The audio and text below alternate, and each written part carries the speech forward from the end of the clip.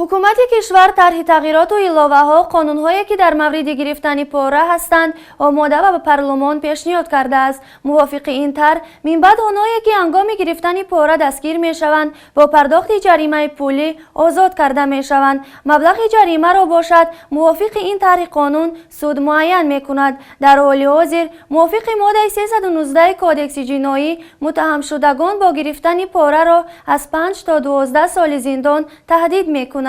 سبک نمودن جزا برای پاره‌خوران در حالی است که تاجیکستان در ردیف فسادزدترین کشورهای جهان جای گرفته است. موافق آمار در تاجیکستان آنهایی که برای گرفتن پاره بازداشت می‌شوند از شمار پاره‌گیرندگان حتی 1% هم نیست. پس امکان بازداشت شدن برای گرفتن پاره هم حد اکثر 1% است. یعنی امکان با پاره به دست افتادن پاره‌گیر در 100 حالت گرفتن پاره 1 مرتبه می باشد. من بعد پاره‌گیر می تواند هنگام دستگیر شدن یک قسم از پاره‌های 99 مرتبه گرفته‌اش را به دولت بسپارد و به پاره‌گیری‌اش ادامه دهد.